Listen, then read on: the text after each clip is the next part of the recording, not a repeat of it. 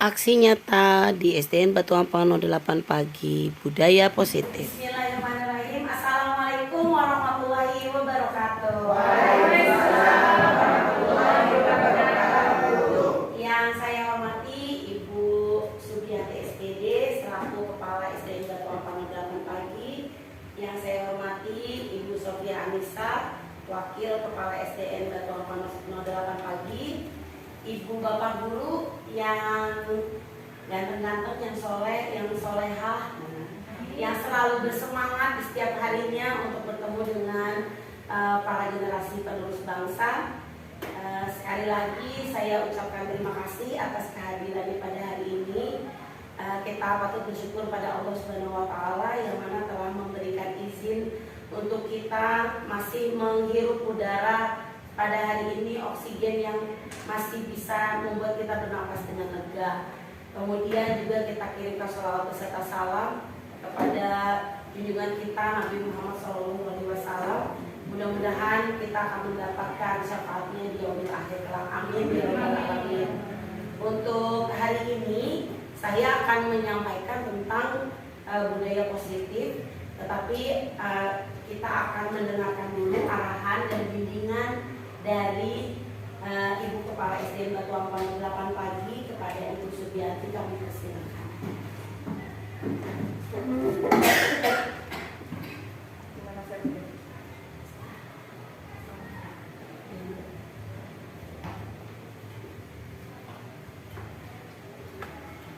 Bismillahirrahmanirrahim. Assalamualaikum warahmatullahi wabarakatuh. Waalaikumsalam warahmatullahi wabarakatuh. Yang saya hormati Ibu Dewi selaku pemateri pada hari ini, yang saya hormati Bapak Ibu Guru SDN Batu Ampang 08. Alhamdulillahirabbil alamin. Puji syukur selalu kita panjatkan kehadirat Allah Subhanahu wa Ta'ala karena yang telah memberikan beribu-ribu nikmat kepada kita semua, sehingga pada hari ini kita masih bisa melakukan, masih bisa melaksanakan aktivitas sebagaimana biasanya. Saya ucapkan terima kasih kepada Ibu Dewi yang sekarang akan memberikan amal sharing mengenai budaya positif untuk teman-teman Bapak Ibu Guru di SDN Batu Ampang 08. Mudah-mudahan ilmu yang akan dipaparkan oleh Ibu Dewi nanti dapat kita implementasikan budaya positif ini kepada anak-anak kita.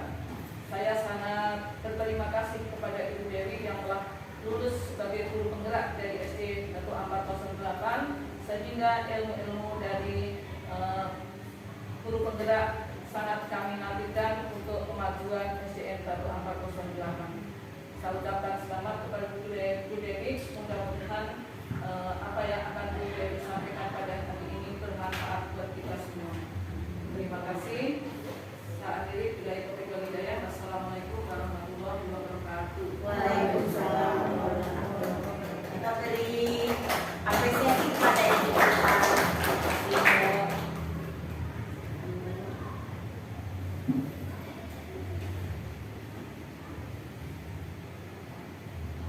Baiklah teman-teman, hari ini kita akan, karena tadi sudah dipersilahkan, sudah diizinkan oleh Ibu Kepala Sekolah kita yaitu Ibu Sugiati SPD, maka tidak menunggu berpanjang malam lagi, kita akan langsung kepada materi yang hari ini akan saya sharing kepada Bapak Ibu. Hari ini materinya adalah budaya positif. Budaya positif ini Bapak Ibu, saya mendapatkannya di modul 14, yaitu tentang budaya positif di kegiatan pendidikan guru penggerak angkatan 5. Ibu fasilitator saya adalah Ibu Sri Sulastri dari BPMP DKI Jakarta, dan pengajar praktik saya adalah Ibu Eka dari SDN Batu Ampang 13 pagi. Tujuan kita pada hari ini adalah yang pertama, tujuannya berbagi pengalaman, berbagi ya Bapak Ibu. Jadi saya bukan mengajari Bapak Ibu. Jadi di sini saya ingin berbagi pemahaman tentang konsep-konsep inti dalam modul budaya positif di lingkungan sekolah dan kelas. Kemudian yang kedua, Saya di sini akan berbagi pengalaman dalam penerapan budaya positif di kelas. Kemudian yang ketiga adalah menyusun nilai-nilai kebajikan di SDN Batu Ampar Model 8 Pagi. Nah teman-teman, di sini ada menyusun nilai-nilai kebajikan. Pastinya teman-teman penasaran kan? Jadi nanti kita akan konsep-konsep intinya dulu, yaitu dari pengertian disiplinnya. Kemudian kalau disiplin berarti berkaitan dengan apa ya Bapak Ibu? Bagaimana Bu? Tingkah laku. Kemudian apa lagi Bu? Peraturan. Lalu apa lagi Pak? Waktu. Kemudian apa lagi? Ada apa kalau misalnya disiplin, penerapan disiplin misalnya? Iya tertib. Supaya tertib biasanya ada apa? Iya. Nah Bapak Ibu, di sini saya ingin mengajak Bapak Ibu bermain dulu. Ya, tepuk tangan dulu dong Bapak Ibu biar semangat. Oke, di sini Bapak Ibu temukan pasangannya dulu. Ya, temukan pasangannya dulu. Pak, ayo Pak. Bu Ulfa dengan Ibu Kepala Sekolah bisa. Pak Satiri dengan bagus. Ya, boleh. Nanti untuk bergantian aja. Oke, Bapak Ibu kita baca dulu ya Bapak Ibu ya. Carilah pasangan. Sudah dapat pasangan? Oke. Kemudian lalu lakukan kegiatan ini secara bergantian selama 1 menit. Jadi Bapak Ibu bermain peran menjadi si A dan si B, tetapi Bapak Ibu nanti bertukar peran. Caranya sama. Nah, satu orang 30 detik, 30 detik betul ya? Satu orang lagi 30 detik usahanya. Apa yang mau diupayakan? Tentukan dulu siapa yang si A dan siapa yang si B. Kalau si A bertugas mengepalkan tangan. Bayangkan Anda menyimpan benda yang sangat berharga di kepalan tangan. Anda harus menjaga sekuat tenaga karena pentingnya untuk kehidupan Anda. Kemudian Anda itu B bergas untuk mencoba dengan cara untuk membuka kepalan tangan tersebut. Teman Anda boleh membujuk, boleh menghardik, boleh mengintimidasi, boleh bahkan menyuap. Lakukan secara bergantian. Ya, siap Bapak Ibu? Ya. Paham maksudnya ya? Jadi yang satu bertahan, yang satu membujuk bagaimana caranya biar Bapak Ibu nggak boleh ada rasa yang lain selain ini adalah benda yang paling berharga dalam hidup Bapak Ibu. Jadi upayakan ini senatural mungkin ya Bapak Ibu ya, dengan alasannya. Nah nanti setelah 30 menit saya bilang switch, berarti berganti peran. Ya 30 menit ya. Oke, yang ada pasangan bisa bantu saya untuk mengingatkan waktu ya. Oke siap ya Pak. Ya itu terserah merdeka ya. Oke kita mulai dari ayo, Bu Ulfa, Bu Ulfa. Sama Ibu.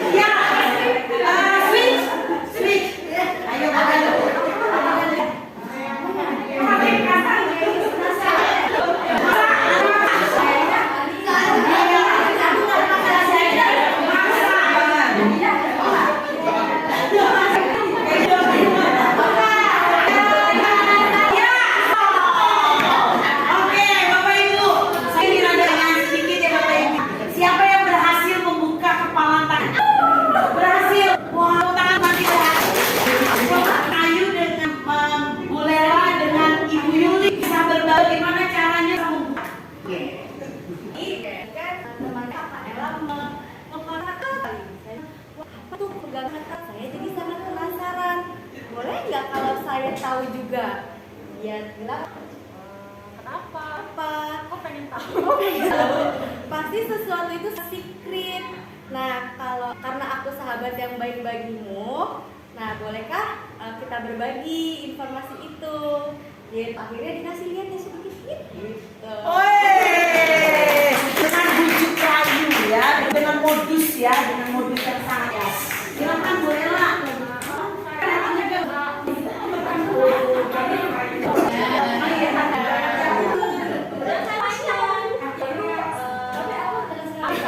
Bagian dari yang Bu Ayu Itu bagian dari sesuatu yang penting juga loh, berharga buat Bu Ayu. Terus akhirnya membuka pelan-pelan. Terus saya bilang terima kasih sudah menjadi bagian yang Sekarang Miss Yuli kok bisa berhasil nih buka nih? Oh, saya cukup singkat. Iya, kata kayak apa Bu? Jangan gara-gara kepalan persahabatan kita.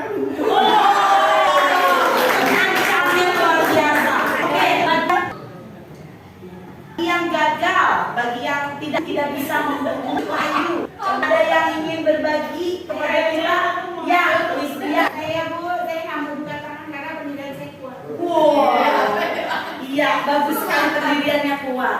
Ya Bu, silakan Ibu. Saya nggak mau buka tangan karena di sini satu tulis rahasia. Oh, kalau bukan rahasia, Ibu loyalitas tinggi ya. Iya, Bu Ari. Saya termasuk buka karena digigit. Wah, kan tadi boleh ya Bu ya? Boleh ya? Boleh, sah. Oke Bapak Ibu, sekarang kita akan lihat. Nah, ini ada pertanyaannya Bapak Ibu. Setelah tadi kita sudah sharing.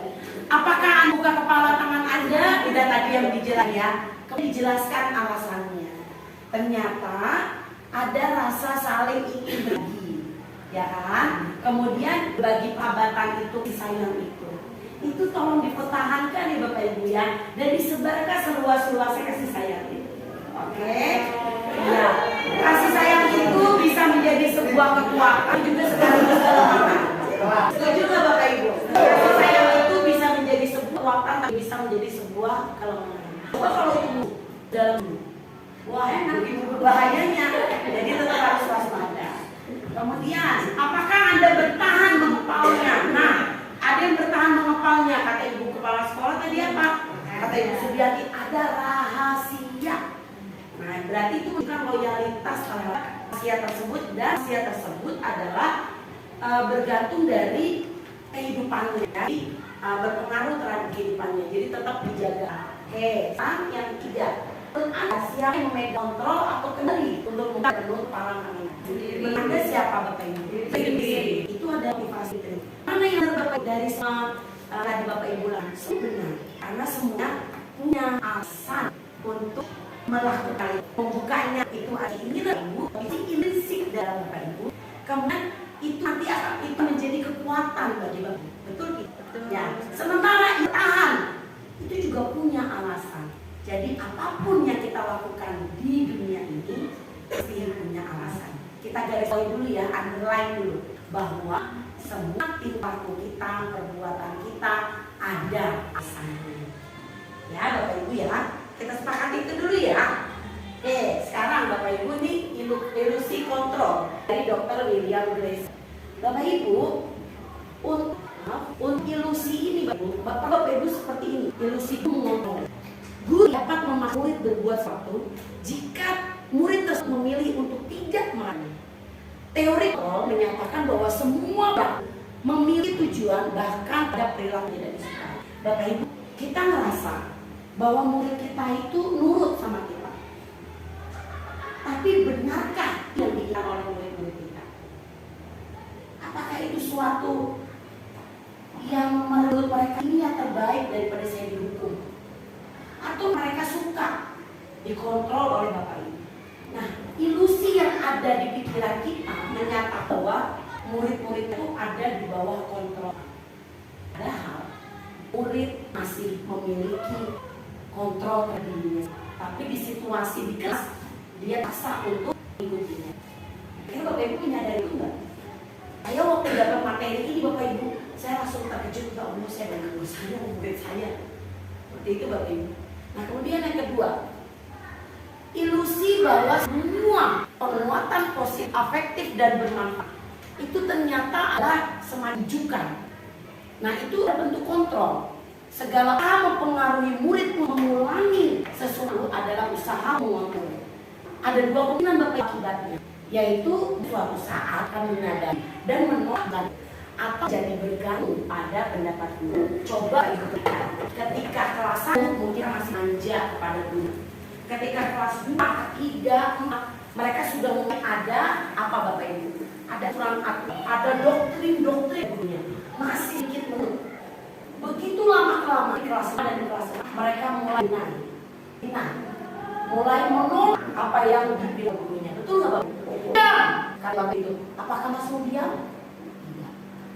Tidak seperti ketika mereka di kelas 3. Ternyata itu Bapak Ibu menyebabkan mereka akhirnya, pasti bu guru ini nyuruh kita diam. Kita takut, memang kita nggak bicara. Ini mereka berpikir di kenapa sih dari kelas 5 malah ada murid kita? Pernah kamu lihat itu? Nah, kemudian Bapak Ibu di sini ada atau menjadi bergantung ada anak yang menurutnya yang dilakukan oleh Bapak Ibu adalah benar, bermanfaat untuk saya. Jadi puja itu masih berlaku sampai kelas 6 dan kita adalah anak baru.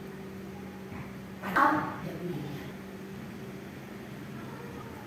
Itu direnungi. Nah, yang ketiga adalah ilusi bahwa kritik dan buat orang merasa bersalah dapat menguatkan karakter. Kontrol dengan cara ini menuju pada identitas gagal karena mereka belajar merasa buruk tentang diri dan mengembangkan dialog yang negatif. Selalu mengatakan, kamu gak kasihan sama orang itu kalau nilai kamu jauh. Kamu gak kasihan sama guru dimarahin nanti sama kepala sekolah misalnya gitu. Itu membuat anak salah. Ketika anak itu merasa maka identitas diri yang gagal. Bukan saya nggak mau lihat yang lain, saya itu yang suka orang mulai merasa bersalah. Dan kemudian nanti saya, itu ternyata membuat anak-anak saya, murid saya menjadi identitas yang gagal, menjadi leader, menjadi tidak sama keluarga kami, nggak sekolah kami. Ternyata kesalahannya kita nggak perlu orang yang 4 udah kita. Makanya ketika dulu ada jasa. Ternyata kalau setelah kita mengerukan ada jasa, tapi kita tidak berusaha. Tapi sadar aja ya. Nah kemudian selanjutnya adalah bahwa orang dewasa memilih hak besar. Oh dewasa percaya kita ini memilih tanggung jawab untuk murid berlaku hal tertentu. Maka dinyadari perilaku memaksa tidak efektif jangka panjang. Sebab mengusaha akhir tertentu. Bukan anak kita mencari sama dengan model sama dengan arah yang sama. Ternyata itu hanya sekian persennya ikan. Nah, tapi untuk selanjutnya mereka akan bentuk hubungan suha. Ini bukan berarti pada kita, tapi juga untuk anak kita. Bapak Ibu, gimana Bapak Ibu supaya ini kontrolnya itu berubah. Jadi itu yang tadi kita bilang stimulus respon, kemudian menjadi pendekatan teori kontrol. Ini Bapak Ibu yang harus kita ubah menjadi bahwa realita Tuhan kita itu sama tren. Kalau depannya itu Bapak Ibu menyadari bahwa realita kebutuhan itu berbeda.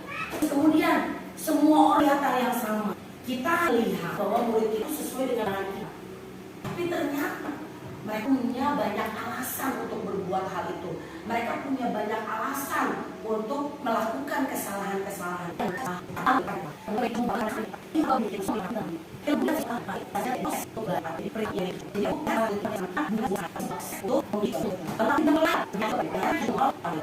Ini Bapak Ibu, pemaksaan ada pada saat bujukan gagal.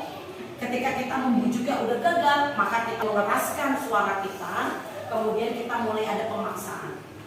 Ayo minta maaf, mungkin lupa menyadari bahwa maaf itu dari hati. Nih, kita mau membuang waktu seperti ini untuk membujuk, tapi harus dari diri sendiri. Nah ini Bapak Ibu, ayo kita buat kolaborasi konsensus.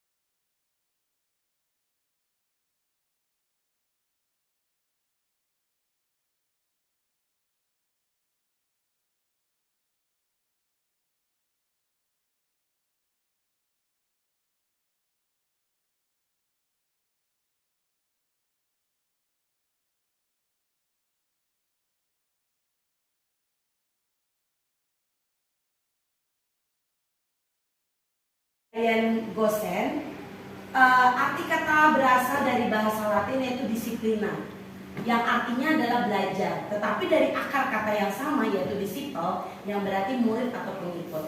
Artinya bahwa atau kita bisa membuat pengertian atau Dayan ini sendiri membuat pengertian bahwa seorang murid atau seorang pengikut itu harus memahami alasan mengikuti aliran atau ajaran tertentu. Jadi bukan hanya dia ikut di organisasi ini tapi tidak paham dengan apa yang ada di dalamnya atau tidak terlibat. Kemudian motivasinya juga harus terbangun, yaitu motivasinya dari dalam atau motivasi intrinsik. Kemudian dari Bapak Pendidikan kita Ki Hajar Dewantara. Bapak Ibu, di sini saya tersentuh sekali. Di mana ada kemerdekaan, disitulah harus ada disiplin yang kuat. Sungguh pun disiplin itu berasal self disiplin, yaitu kita sendiri yang mewajibkan kita dengan sekeras-kerasnya. Tetapi itu sama saja, sebab jikalau kita tidak cakap melakukan self disiplin, wajiblah penguasa lain mendisiplinkan kita. Dan peraturan demikian itulah yang harus ada di dalam suasana yang merdeka. Jadi ternyata kalau merdeka itu bukan berarti harus bebas seluas-luasnya, tidak. Ternyata harus ada disiplin diri juga. Nah kemudian Bapak Ibu, ini adalah nilai-nilai kebajikan yang terwakili dari 7 organisasi termasuk profil pelajar Pancasila. Ini adalah nilai-nilai kebajikan, bukan Bapak Ibu, bukan peraturan, tapi ini yang harus dibuat di sekolah kita, lebih dulu di kelas kita. Nah Bapak Ibu, di sini nanti saya akan ulangi lagi untuk nilai-nilai kebajikannya, akan saya tampilkan kembali. Ada peduli, rajin, integritas, rasa hormat, keterus-terangan, keberanian, kebahagiaan. Ini kesannya simpel Bapak Ibu, tapi ternyata ada indikator-indikator untuk mencapai ini. Nah, inilah nilai-nilai kebajikan. Ini yang namanya nilai-nilai kebajikan yang nanti akhirnya akan kita buat. Yang cocok untuk Batu Alkar 08 apa? Atau ada divisi misinya, kemudian nanti Bapak Ibu kita buat dari peraturan-peraturan yang ada menjadi nilai-nilai kebajikan sesuai dengan yang ada di sini. Boleh ya Bapak Ibu ya? Nah kemudian satu misalnya yang profil pelajar Pancasila ya Bapak Ibu ya. Nah kemudian di situ ada iman dan takwa. Kira-kira kalau misalnya iman dan takwa kepada Tuhan Yang Maha Esa, itu di mana Bapak Ibu nilai kebajikannya? Ada di mana Bapak Ibu? Ada di bersyukur. Kemudian ada di toleransi. Ya.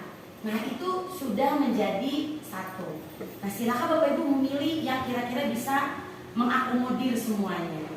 Nanti ya Bapak Ibu ya, kalau di kelas Bapak Ibu silakan pilih 3 sampai 7 nilai kebajikan yang nantinya bisa dipasang di poster, ditempelkan di kelas yang bisa dilihat oleh semuanya. Oke Bapak Ibu, kita lanjut. Bapak Ibu, nilai-nilai kebajikan itu lahir dari 3 motivasi perilaku manusia. Yang pertama adalah untuk menghindari ketidaknyamanan atau hukuman. Yang kedua adalah untuk mendapatkan imbalan atau penghargaan. Yang ketiga adalah menjadi orang yang mereka inginkan dan menghargai diri sendiri dengan nilai-nilai yang mereka percaya. Bapak Ibu, ketika saya ikut CGP, itu ada iming-iming Bapak Ibu, bahwa nantinya seorang guru penggerak akan menjadi kepala sekolah ataupun kemudahan atau jalan tol menuju karir yang diidam-idamkan oleh seluruh ASN atau PNS, yaitu menjadi kepala sekolah atau menjadi pengawas. Nah itu Bapak Ibu, berarti untuk mendapatkan imbalan dan penghargaan itu motivasi dari ekstrinsik atau intrinsik Bapak? Ekstrinsik. Jadi apakah baik Bapak Ibu kita mengiming-imingi hadiah ujian kepada anak murid kita? Menurut Bapak Ibu bagaimana? Boleh. Tapi apakah sering? Tergantung kebutuhan. Bapak sekali Bu, tergantung kebutuhan. Tetapi apakah sesuatu yang berlebihan itu akhirnya akan baik? Kalau misalnya kebutuhannya setiap hari bagaimana? Kalau bisa kebutuhan setiap hari karena sesuai kebutuhan ya silakan. Siap. Oke Bu Ayu, contoh ya. saya guru, maaf ya Bapak Ibu jadi murid. Saya memeriksa pekerjaan anak-anak kita, proses belajar mengajar. Kemudian saya sudah meriksa pekerjaan doanya, ya kan Bapak Ibu.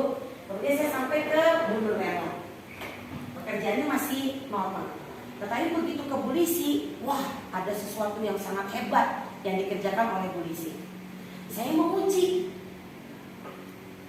Ini tolong dikomentari ya Bapak Ibu. Saya menguji pekerjaan polisi. Kemudian saya berhenti di sini. Saya tidak memeriksa lagi yang lain. Saya anggap polisi udah yang terbaik. Saya sudah menemukan yang terbaik. Saya sudah memberikan ujian, selesai. Bagaimana Bapak Ibu? Ya, tidak bisa begitu. Bagaimana saya? Konsep pemberian ujian itu menyeluruh ya. Jadi nggak perlu juga sih sebenarnya one by one, tapi kita secara umum gitu memberikan bahwa atau memberikan apresiasi ya bagi yang sudah selesai dengan target terbaik, misalnya ya kita kasih apresiasi lebih baik, nggak masalah gitu. Tapi secara umum semua harus mendapatkan apresiasi. Ya, apresiasinya apakah diberikan kepada yang terbaik saja? Tidak. Bolehkah saya balikkan lagi teman-teman? Bagaimana kalau misalnya semua siswa ini sudah memberikan yang terbaik dari dirinya? Kenapa yang harus mendapatkan ujian adalah yang terkesan lebih baik daripada yang terbaik, tapi tidak diucapkan oleh gurunya? Apa yang harus kita lakukan dan apa perasaan gurunya? Ternyata sulit juga memberikan ujiannya. Ternyata saya langsung refleksi Bapak Ibu, ya Allah, ternyata sih sulit ya, serba salah, memberikan ujian salah, memberikan apresiasi salah, karena itu bisa berdampak kepada murid-murid kita. Saya udah berbuat yang terbaik loh, dengan kapasitas saya, dengan keadaan saya, nilai 8 itu sudah terbaik dari diri saya. Kenapa saya nggak pantas mendapatkan ujian? Padahal itu sudah yang terbaik dari diri saya. Jadi kategori terbaik itu bagaimana? Terus apakah kita nggak langsung, udahlah nggak usah kasih ujian? Kita berikan ujian kepada semuanya sesuai dengan kebutuhannya, tapi tidak fokus kepada satu orang yang di luar dari harapan kita. Misalnya nilainya 10, kemudian 100, kemudian dikasih lagi soal yang lebih sulit, pengayaan, dia berhasil lagi. Itu saja yang kita puji, tidak. Seperti itu Bapak Ibu. Misalnya ada anak yang sering absen, kemudian Bapak Ibu dia datang ke sekolah, kita kasih apresiasi nggak Bapak Ibu? Kita kasih apresiasi. Jangan kita bilang gini, nah gitu dong, datang ke sekolah. Itu saya Bu, saya. Itu saya Bu. Saya pernah melakukan itu. Dan Masya Allah, ilmu-ilmu ini menyadarkan saya, menggetok saya supaya saya bisa berkaca, berefleksi diri sehingga saya bisa menjadi lebih baik. Tapi saya masih belajar Bapak Ibu. Mudah-mudahan kita bisa istiqomah.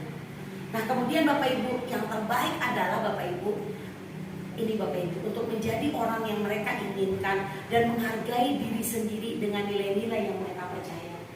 Ini Bapak Ibu yang saya katakan tadi. Semua anak memiliki bagian yang terbaik yang sudah ditunjukkan kepada Bapak Ibu. Kesalahan yang menurut kita kesalahan, ternyata itu adalah proses mereka untuk menjadi lebih baik lagi. Sadar itu nggak Bapak Ibu kita Bapak Ibu? Saya banyak terketuk di sini.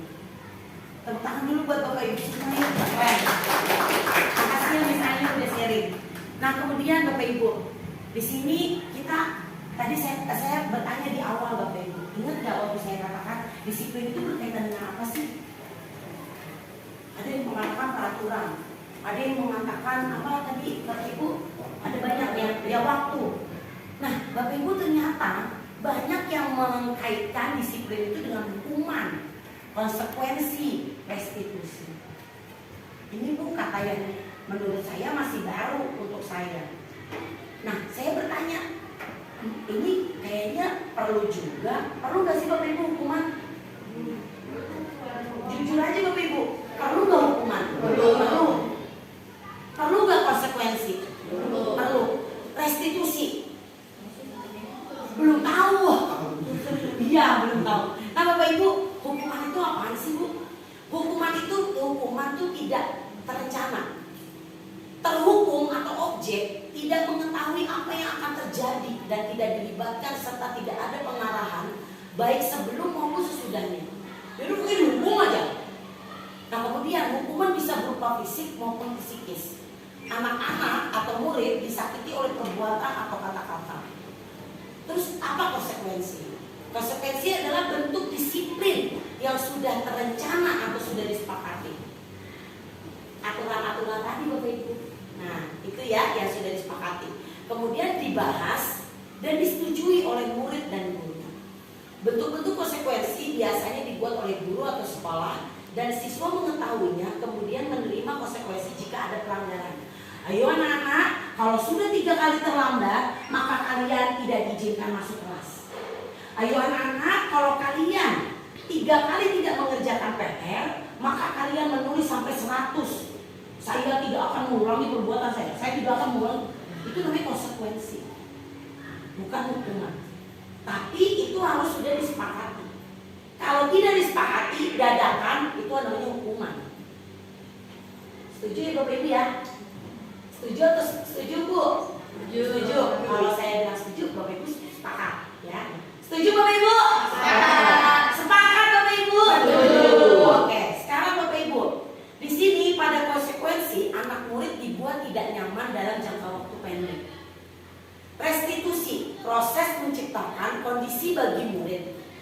Ini artinya Bapak Ibu, proses menciptakan kondisi bagi murid untuk memperbaiki kesalahan mereka sehingga mereka bisa kembali kepada kelompok mereka dan membantu murid berpikir tentang orang seperti apa yang mereka inginkan dan bagaimana mereka harus memperlakukan orang lain. Ada 3 hal ya Bapak Ibu ya. Di sini menciptakan kondisi untuk memperbaiki kesalahan sehingga mereka ini satu-satu.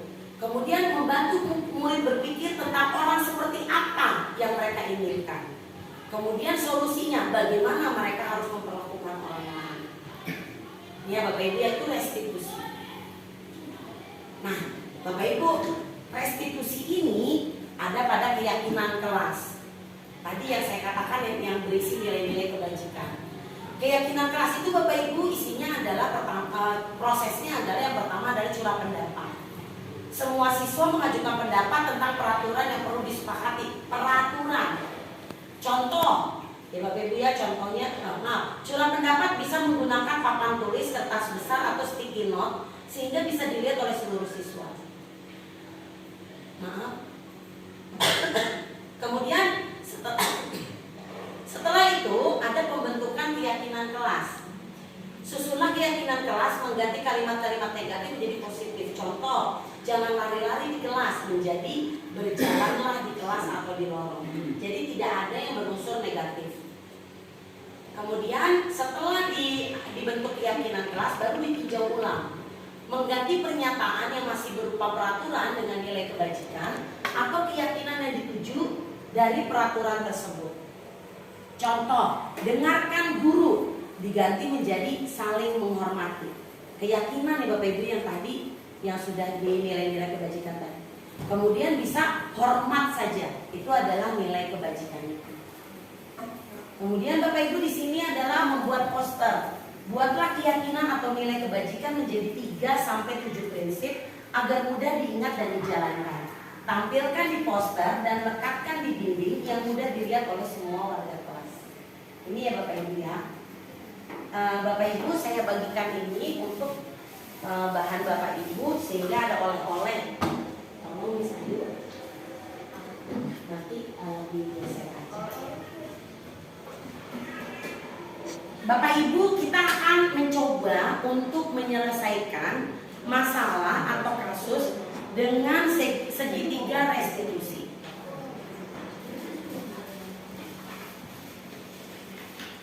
Tapi sebelumnya sudah sampai semua? Di belakang, Bu Ulfa. Oke, jadi oleh-oleh ya Bapak Ibu. Mudah-mudahan bermanfaat. Baiklah Bapak Ibu, yang tadi dikatakan identitas gagal. Identitas gagal itu berbentuk hukuman Bapak Ibu. Sementara konsekuensi dengan restitusi masih merupakan identitas sukses. Ya Bapak Ibu ya, itu bentuk disiplin dengan identitas sukses. Sementara hukuman adalah identitas gagal. Bu Nurela bisa tolong dibacakan yang hukuman yang pertama.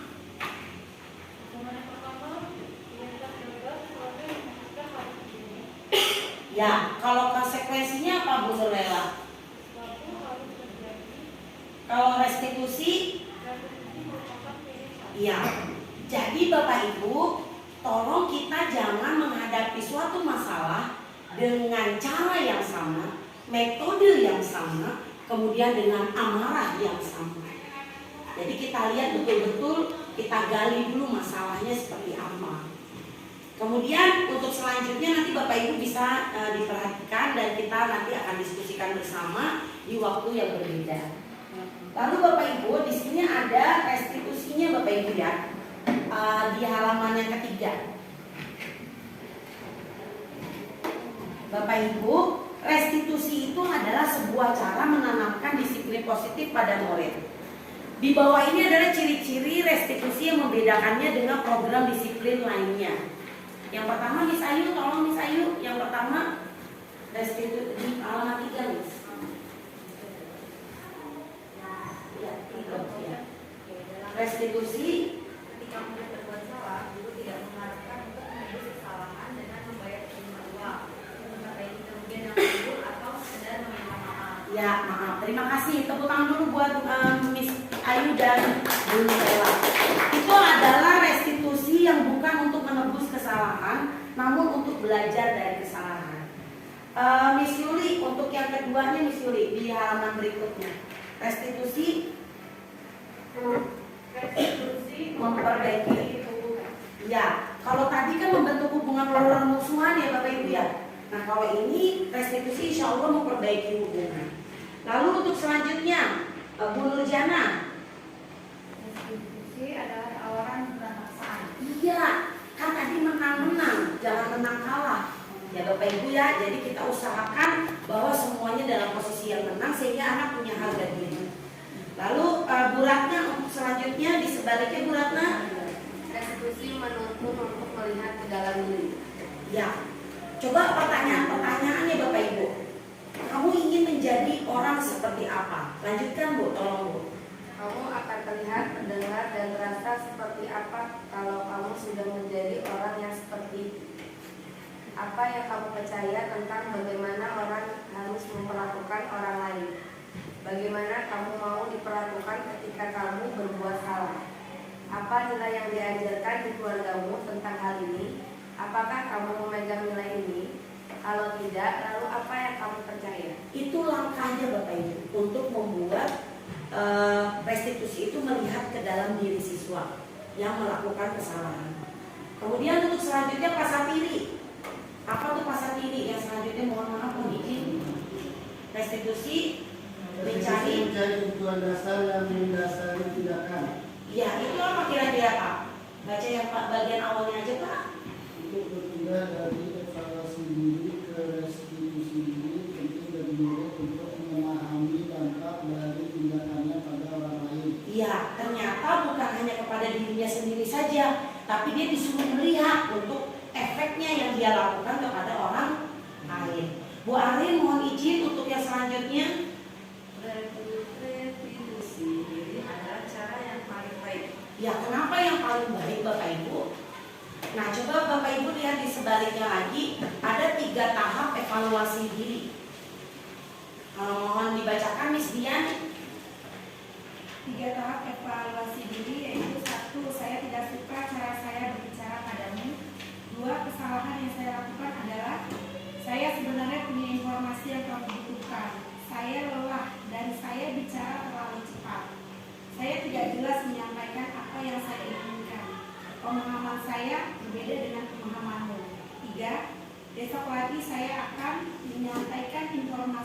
saya punya dan kamu butuhkan, saya akan bicara lebih lambat, saya akan bicara lebih jelas tentang keinginan saya, menyampaikan pemahaman saya padamu.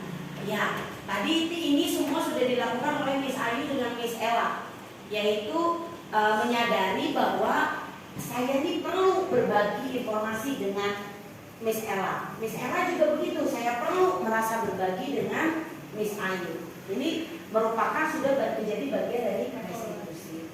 Evaluasi diri bagian dari restitusi. Tepuk tangan dulu buat kita semua Bapak Ibu.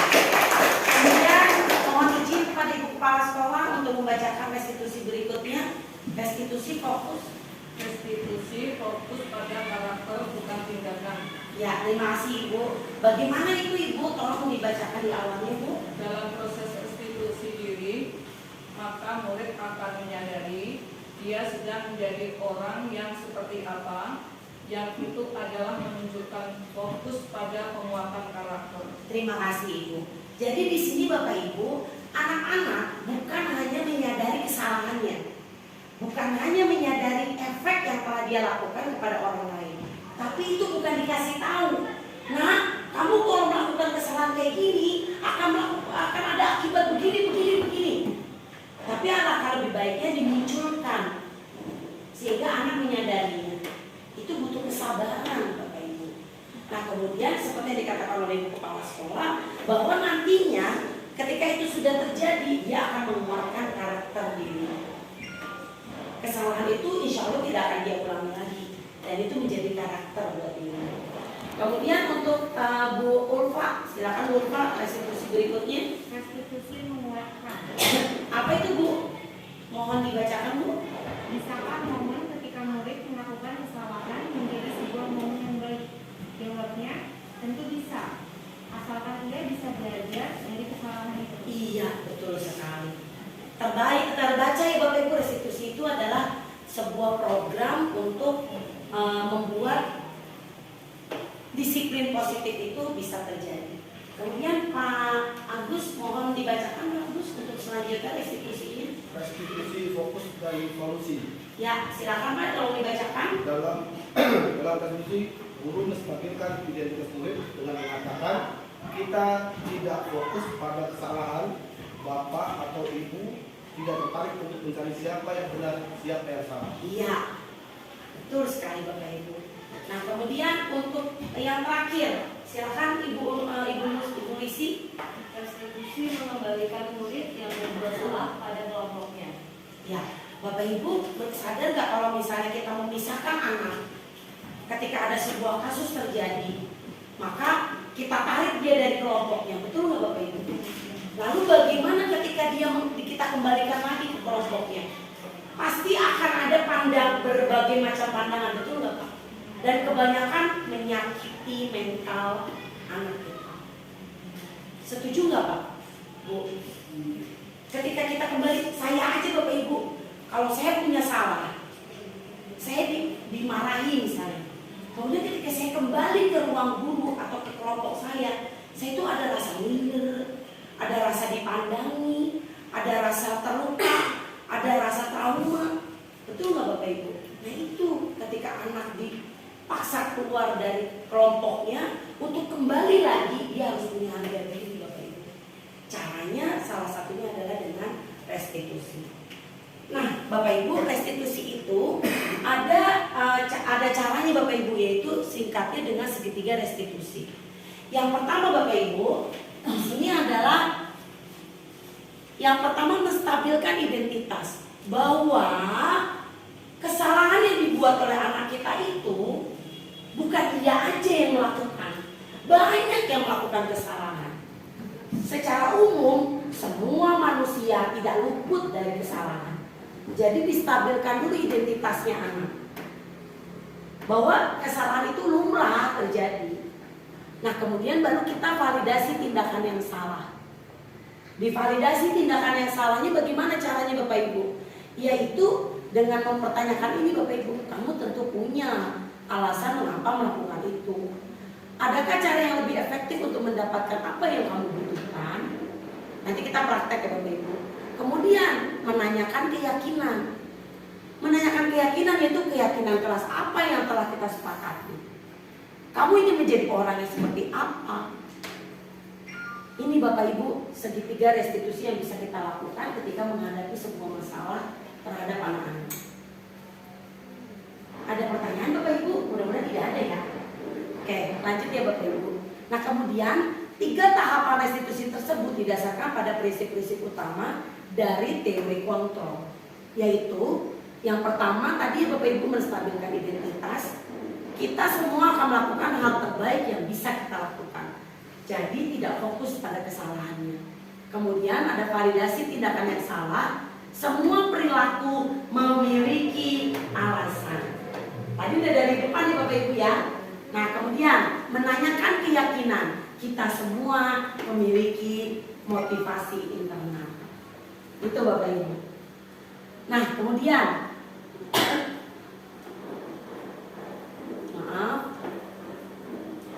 sebelum kesini Bapak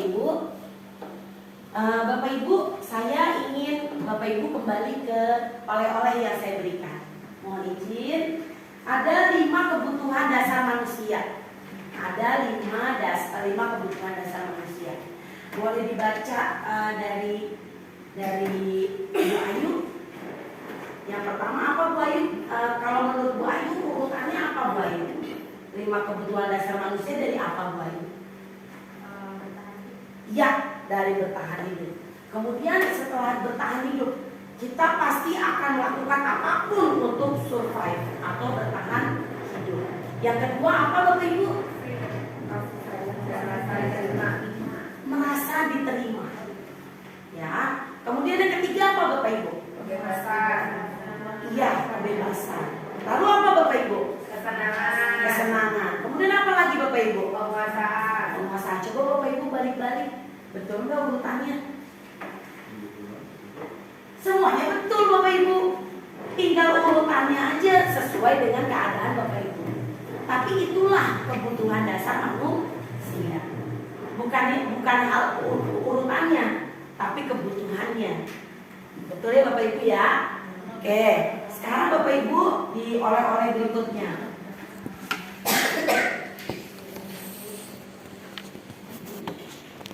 Oke, maaf. Ada teori, ada kontrol ya Bapak Ibu.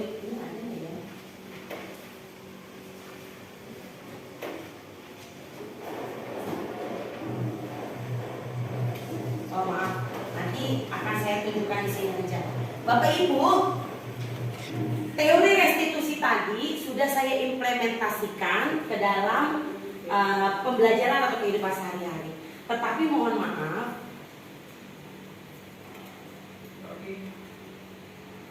maaf ya Bapak Ibu.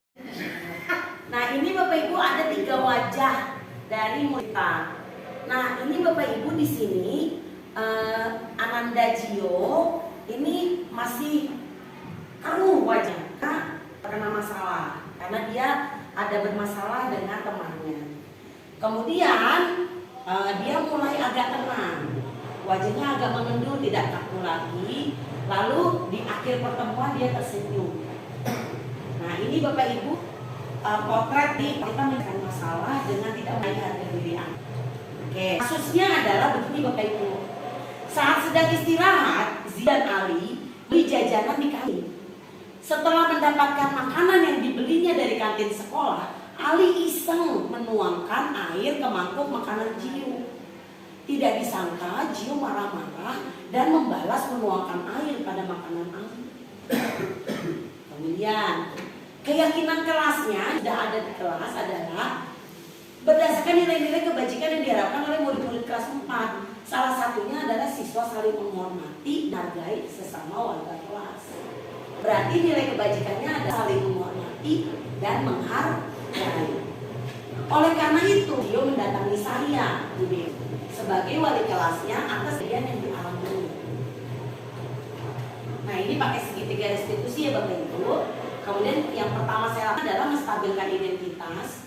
Kemudian memvalidasi tindakan yang salah, lalu menanyakan keyakinan, sehingga dia bisa kembali lagi ke kelompoknya dengan penuh harga diri. Sebelumnya teman-temannya melihat bahwa dia adalah di pihak yang bersalah. Oke Bapak Ibu, ini adalah kasusnya atau percakapan saya dengan Ananda tersebut. Ini masih kaku, masih dalam kondisi marah. Assalamualaikum. Waalaikumsalam Dio. Bagaimana kabarmu hari ini? Apa yang bisa bantu? Saya kesal sekali Bu, makanannya diisi air oleh Ali. Saya balas menyiram makanannya juga dengan air. Ini menstabilkan identitas. Wajar jika kamu merasa kesal. Ibu juga pasti akan kesal jika makanan ibu disiram air. Menstabilkan identitas. Iya Bu, saya sudah ingin sekali makan, malah disiram air. Jadi dia ngerasa, oh bukan saya aja nih, jadi agak menurun kemarin. Kemudian pada saat itu Gio bilang apa? Ini masih menstabilkan. Saya langsung marah-marah dan membalas buatan Ali. Kamu melakukan hal tersebut karena alasan itu kan? Saya lapar dan tidak mempunyai uang lagi untuk membeli makanan yang baru. Pantas kan? Untung kamu tidak melakukan hal yang lebih parah. Hanya marah dan membalas perbuatan Ali. Kata Gio, iya Bu, biar Ali merasakan apa yang saya alami.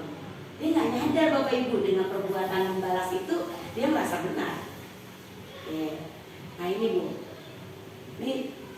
Nah sekarang kita coba lihat lagi tindakan kamu yang marah-marah dan membalas menyiram makanan Ali.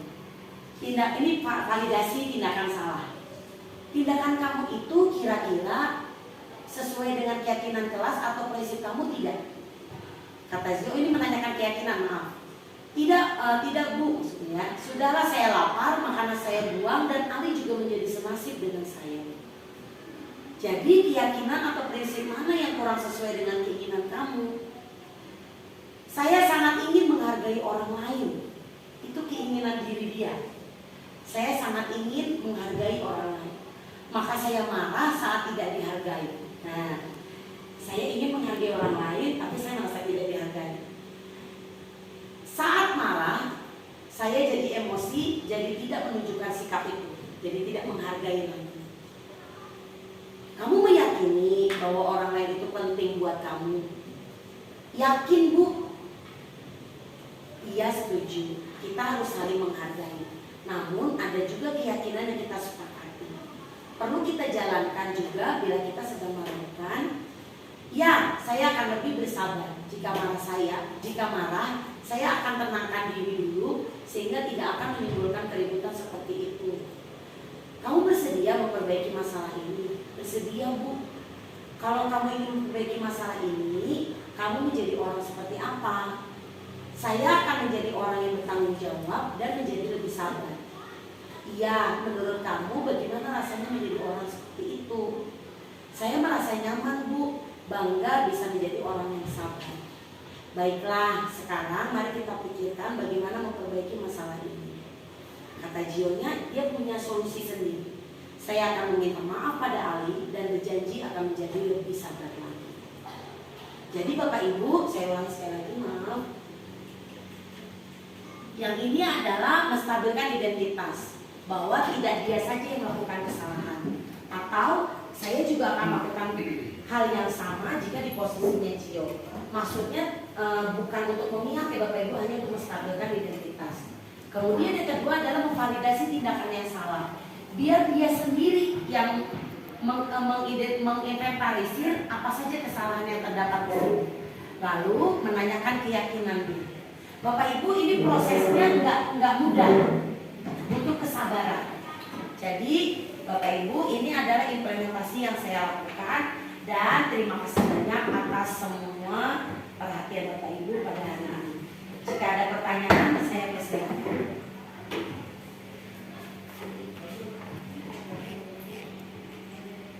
Ada pertanyaan Bu? Ini tidak serta-merta ya Bapak Ibu. Di sini tidak serta-merta terjadi demikian cepat, tidak secepat ini. Pasti ada proses, kemudian ada yang kita tanamkan dulu sebelumnya. Oke, untuk yang terakhir adalah Bapak Ibu, yuk kita menentukan nilai-nilai kebajikan yang bisa kita buat di sekolah kita.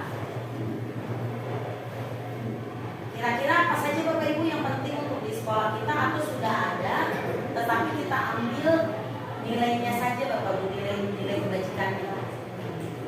Nah, kira-kira apa Bapak Ibu? Percaya diri. Baik, percaya diri ya. Bu Ayu, mohon maaf, boleh minta dituliskan? Nggak ada. Ada semua.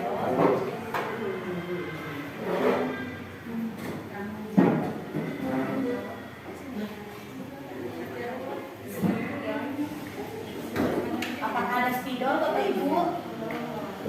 Ada tuh Mak di solokan. Di Solokan buat kabinet anci. apa sih?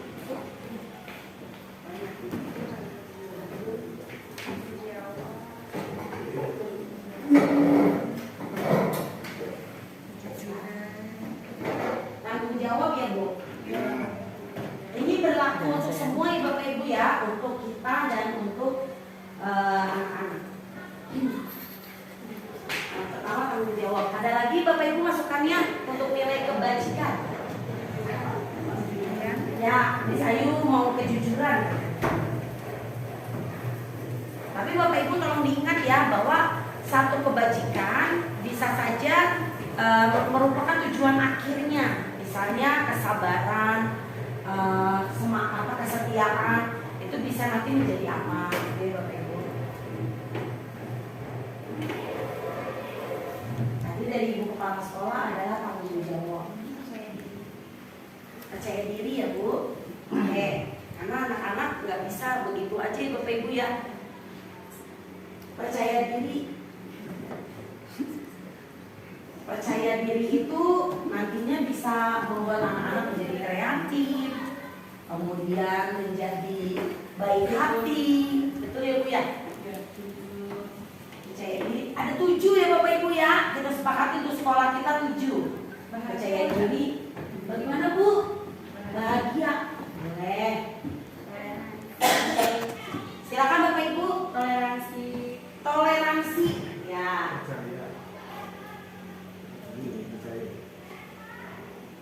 Tadi apa lagi? Tanggung jawab Bu tadi dari Bu Kepala Sekolah. Tanggung jawab. Ada 3 lagi Bu. Bagaimana Bu? Bertujuan. Ya, boleh bertujuan. Jadi semuanya memiliki tujuan. Ya, 2 lagi Bu. Kesantunan. Ya Bu. Kesantunan. Masya Allah, kesantunan. Ada satu lagi Bu. Pak? Percaya Bu. Percaya. Ya, Semua juga percaya. Ya, percaya bahwa kita bisa jujur. Percaya bahwa kita bisa bahagia. Percaya bahwa kita bisa tanggung jawab. Masya Allah. Itu bagus Pak. Percaya. Oke Bapak Ibu. Nah sekarang saya tanyakan kembali kepada Bapak Ibu. Apakah ini yang 7 ini yang dituliskan oleh Miss Ayu, ini apakah ada yang saling berkaitan sehingga bisa di switch dengan yang lain misalnya? Jujur sama tanggung jawab. Kalau dia jujur dia pasti bertanggung jawab. Ya, duluan jujur atau tanggung jawab? Ya, berarti jujurnya kita switch, dihapus aja nih. Oke, bisa diganti ya Bapak Ibu, apakah cukup 6 itu? Seperti itu, ada alasannya. Keren nih, ada bertujuan, Insya Allah, ada percaya diri. Nah, kalau percaya diri nggak percaya, kira-kira apa ya? Jadinya double atau gimana? Double impact jadinya. Enggak, beda ya. Jujur dengan Tapi percaya kan amanah. ya. Jujur ini bisa kita hapus. Justru percayanya.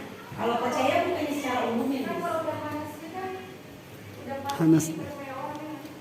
Jujur dulu kan baru dipercaya. Jujur Bu. Berarti jujurnya yang dihapus. Iya. Kan ini proses. Jujurnya jadi proses. Jadi nantinya kejujurannya bisa jadi nilai indikator. Iya, betul. Ada lagi Bapak Ibu? Saya ada yang paling saya sukai Bu. Iya. Nomor 08 gotong royong. Masya Allah. Tepuk tangan dulu buat kita semua ya Bapak Ibu. Ini saya Ya suka Bapak sekali. Royong. Anak-anak Ya kita gurunya. selalu saling bersama. Jadi kalau ada yang satu susah semuanya susah. Ya susah. Satu senang semua senang. Satu tertawa semua tertawa. Ada lagi Bapak Ibu? Toleransi itu bisa bersyukur juga ya. Iya. Apakah cukup 6 Bapak Ibu? Ada lagi? Komitmen. Nah, kalau komitmen bertujuan nggak Bapak Ibu? Jadi kalau komitmen udah pasti akhirnya menjadi bertujuan. Setuju nggak Bapak Ibu? Oke, lanjut Bapak Ibu. Kebersihan, nah, itu betul. Bisa jadi nilai keyakinan kita ya Bu ya. Jadi kalau ada anak yang buang sampah, kita buat keyakinannya, nah keyakinan sekolah kita adalah kebersihan, gitu ya. Oke, bisa. Ini sudah mencakup ke diri, lingkungan. Ini untuk apa ya Bapak Ibu? Untuk religiusnya. Kemudian ini juga untuk lingkungan. Kemudian ini untuk diri juga, untuk karakter. Ini untuk karakter, ini untuk karakter. Oke, banyakkan karakternya. Bagaimana Bapak Ibu? Ada yang ingin dirubah atau ada yang ingin di switch? Kalau kebajikan ini apa yang sudah terjadi ya Bu? Bisa yang sudah terjadi dan ingin kita mantapkan. Tapi kalau misalnya belum ada nih, misalnya sekolah kita belum bersih, kita kan berharap akan bersih. Ayo jadikan keyakinan supaya bersih beneran gitu. Gimana Bu Yuli? Iya, jadi nanti ketika Anda anak yang buang sampah seperti itu. Ada lagi Bapak Ibu? Kalau keyakinan Bu, Keyakinan. tapi bukan keyakinan, saya tuh suka kalau di kita ini ada kedamaian. Kedamaian. Ada kedamaian tuh. Ya. Kedamaian anak-anak, semuanya. Kedamaian. Mau di-switch dengan yang mana Bu? Oh, harus di-switch ya Bu? Iya, minimal 3-7 Bu. Tapi boleh kalau misalnya nggak terlalu banyak, jadi nggak terlalu membebani kita. Karena ini pun nantinya akan kita lakukan bersama-sama. Gitu. Jadi kita nanti akan bertolak dari ini, bertolak dan menuju ke sini, bertolak dan menuju ke sini. Bagaimana Bapak Ibu? Sudah sepakat? Ini adalah keyakinan kelas kita, sekolah kita. Mudah-mudahan nanti ini bisa dipajang di poster, kemudian bisa dilihat oleh anak-anak, kemudian indikator-indikatornya kita buat. Siap, betul sekali Miss Ayu. Dengan bahasa lainnya aja, tapi sekarang bahasanya katanya keyakinan, lebih mengindonesia Miss. Oke, baik Bapak Ibu, sepertinya tujuan kita yang tadi sudah tercapai semua ya Bapak Ibu ya. Yang pertama tadi tujuannya adalah, terima kasih Miss Ayu, tepuk tangan dulu dong buat Miss Ayu. Ya, tujuannya tadi kita udah ketemu semua ya Bapak Ibu ya. Sudah yang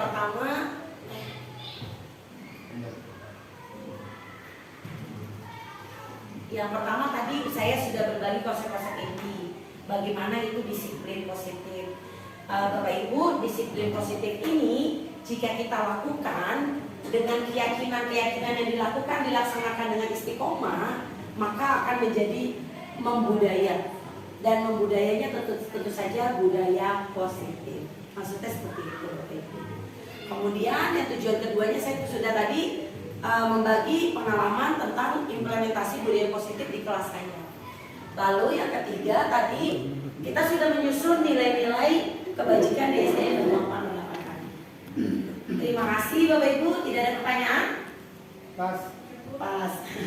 Baik, Bapak Ibu terima kasih atas perhatiannya, atas waktunya. Mudah-mudahan ini bermanfaat untuk kita semua. Tepuk tangan dulu buat kita semua Bapak Ibu. Oke, kurang lebihnya saya mohon maaf sudah mengganggu waktu Bapak Ibu. Mudah-mudahan ini bermanfaat untuk kita semua. Mohon doanya supaya saya bisa terus sampai titik akhir, karena berat tapi memang harus dijalani. Ya, siap Bu. Terima kasih Bapak Ibu semuanya. Wabillahi taufiq